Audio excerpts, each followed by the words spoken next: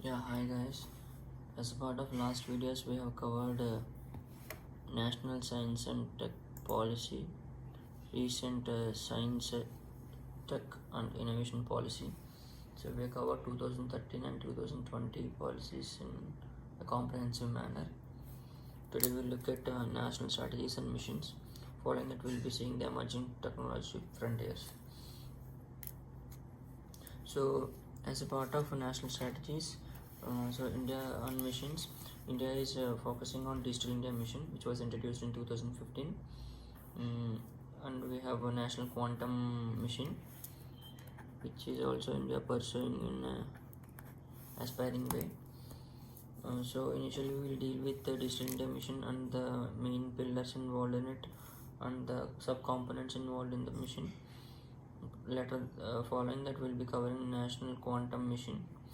So Digital India program, it has basically 9 pillars, which are a part of the Digital India program. So if you want to write down the pillars, you can write down the pillars. I will also provide the link in the description as well for this all the Digital India mission, quantum, national quantum mission, everything that will be provided in the description. So there are 9 pillars. It's important to know those pillars, because they may ask you a question stating which among the following are the pillars to the Digital India program.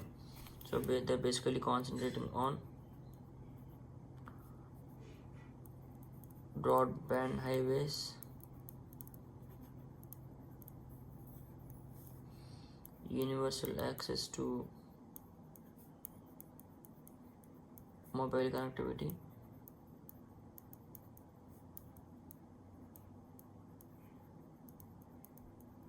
so that is increasing the penetration of mobile connectivity and mobile towers like Jio, Airtel, BSNL to the rural areas as well. Next, about public internet access. This is about providing internet and internet facilities at railway stations and bus stations. Next is about e-governance. Under e-governance, you have e-Kranti, which is about the delivery of services in an electronic way. E-governance, you can write that as well. Next is about information to all.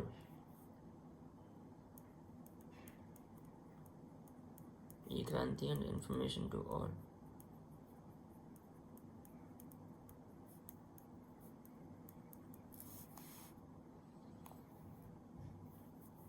Next is about electronic manufacturing, you can say e-manufacturing.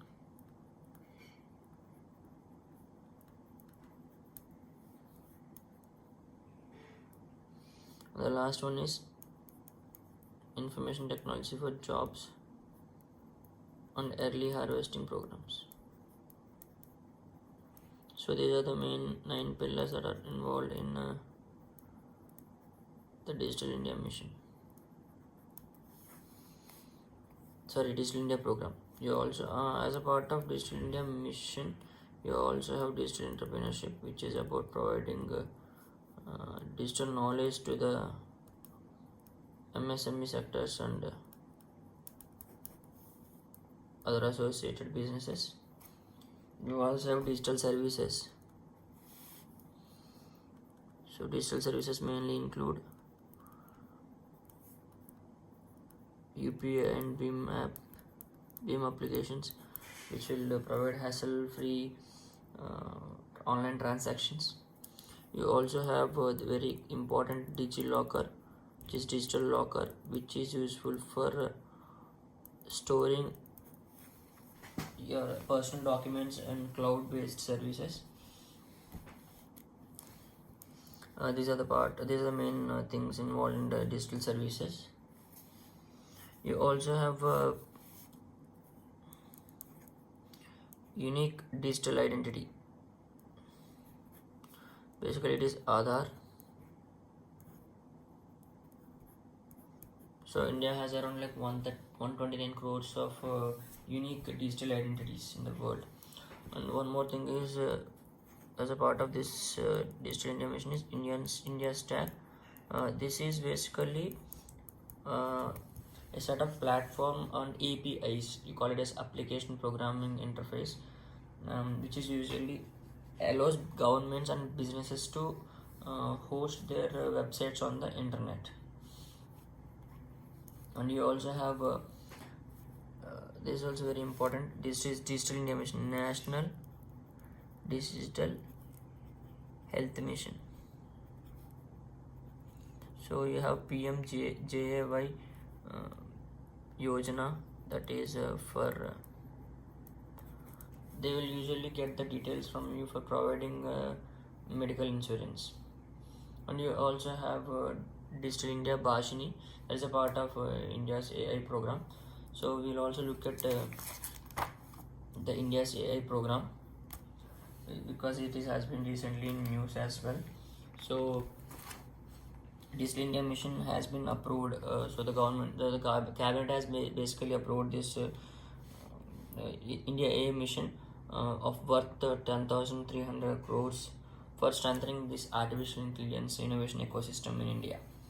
So it is basically will be established under the public-private partnership mode.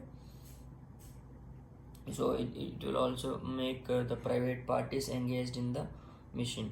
So the model agency that is dealing with the India's AI mission is Ministry of Electronics and Information Technology, that is MeitY, called as Ministry of Electronics and Information Technology. So as a part of this there are various pillars of India's AI program and related schemes as well. So we'll look at the main pillars of the India's AI program. Pillars of India AI program. So the budget is 10,300 crores, which will be through the PPP mode, that is public-private partnership mode. So as a part of this, you have AI in governance. Under this, you have Bhashini. So like Bhashini, the word itself can be understood like it's something talks about language. So it's basically about, so majority of the India's government's gazette notifications are published in Hindi and English, so it will be difficult for the native language readers. Like we have several languages and dialects in India, so in order to make it easy, a Bhashini, an AI based natural language translation program has been introduced as a part of AI in governance. So it will be having 22 languages that have been mentioned in the Schedule 8 of the Indian Constitution. So this Bhashini is a digital India's artificial intelligence natural translation program.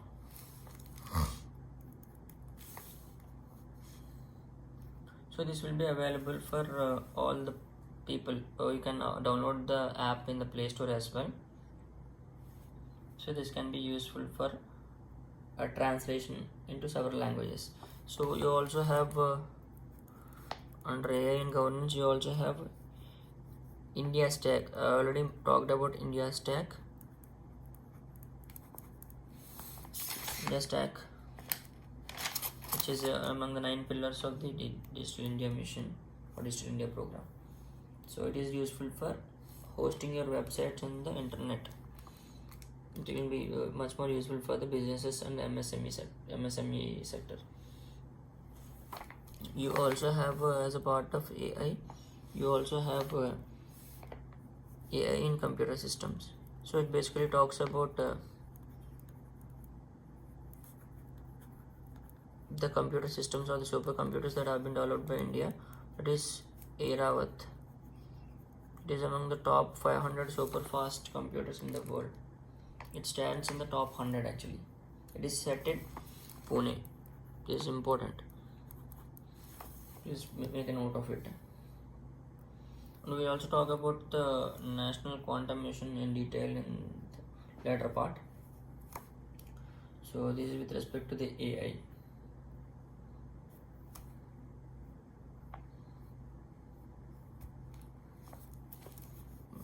You can find the rank of this. I think it is 74. Please check about the rank of this. Next we will talk about the India's quantum mission. So basically quantum mission is about the quantum technology, which usually, so we have dealing with the particles at subatomic level, or even below that. So basically we deal things at atomic level, but in the quantum technology or the quantum mechanics, the behavior of the matter or the energy is studied at atomic and subatomic particles. This is about quantum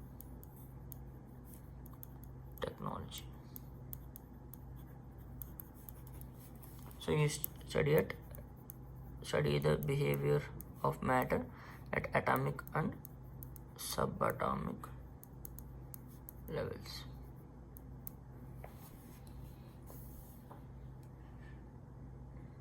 So if you talk about quantum technology, the quantum technology basically is very super fast, and it is still in the budding stage because a lot of research has been put into it. And so the main difference between a normal computer and a quantum technology is that you have a binary. So in normal computers we deal in binary 0 and 1. So it can be either 0 or 1. But in quantum technology you have qubits, you have quantum bits called as qubits, which makes it exist at 0 and 1 simultaneously. That is called a superposition. You have two concepts in this quantum technology. So superposition and entanglement. They are the two things that are mainly involved in the quantum technology. But still it is in the budding stage. There are few computers that have been developed all over the world, but the set of operations that are needed is around 1000, but they have achieved a state of 350. But it can do, if a normal computer or a supercomputer is doing a task of within thousands of minutes, it can do the same calculation in few minutes.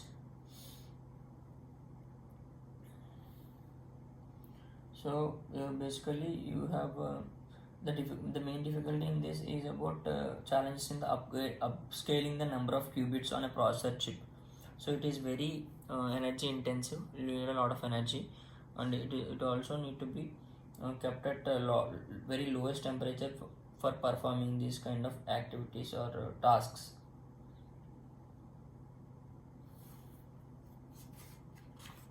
That is about India's national quantum mission. The estimated budget for this is around 6,003 crores rupees. National Quantum Mission. So it will operate from 2023 to 2031. Don't worry, I'll also provide the links in the description with the content as well. So it is basically for creating a vibrant and innovative ecosystem with respect to the quantum technology. There are 4 mission hubs that will be established as a part of a national quantum mission. One being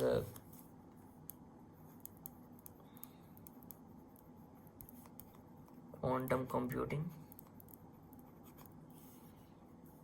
Next is quantum communication.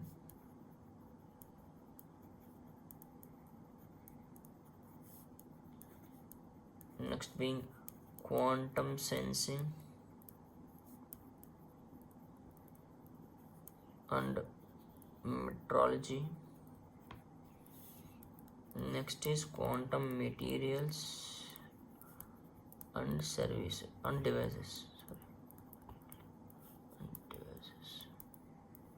These are the 4 mission hubs under National Quantum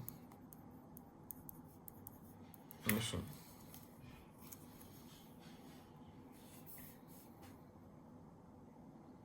So basically, India is focusing on this digital India mission, quantum national quantum mission, because this will boost and add to the economic growth in India. Because by achieving the technological progress, it will eventually help people and as well as the economy run little faster with respect to various parts in the leading to the development or discovery.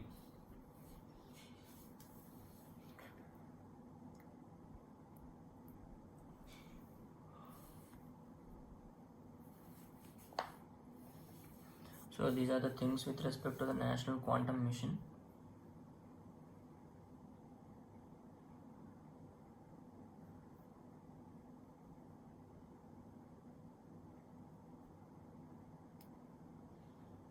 As I mentioned, there are various advantages as well as challenges with respect to the quantum technology.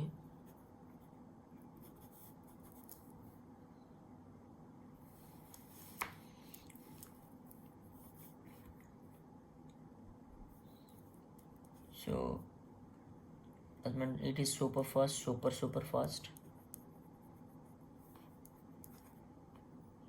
It will reduce the time for operations and speed delivery of the services.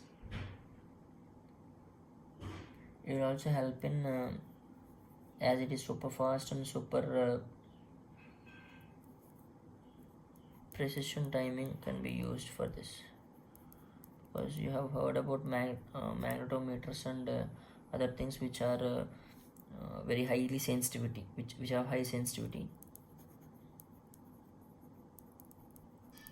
Like you have heard about atomic clocks.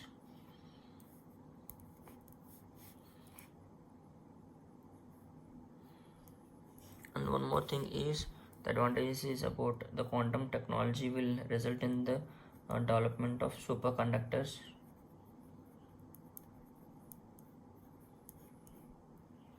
which will be helpful for the topological materials for fabrication of quantum devices. So fabrication of quantum devices is also very much required for developing such quantum computers. And what are the associated challenges with respect to this? So it may not solve, as I said, it is very tough in the initial stage as it is in the budding stage. Even though there are some companies which claim that they have developed supercomputers or quantum computers, but they are not fully quantum in nature. Quantum technology has been completely used in it. So like basically Google, IBM and D-Wave of Canada are basically developing the prototype of these computers, but the level of practicality required to effectively solve the meaningful problems has not been achieved. So as I mentioned, it also needs extremely cold conditions to develop, to operate them. It extremely needs low conditions, and it is also unable to solve the real-time problems because unable to solve real-world problems because the prototypes have not been completely developed.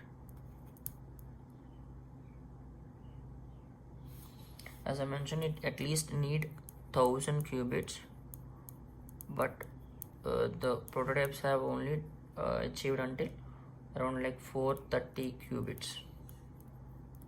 So 1000 qubits is very much required for, because there are some certain engineering limitations as well. So this is with respect to the challenges of the National Quantum Mission. I'll post the video along with the PDFs or the links in the description. Thank you.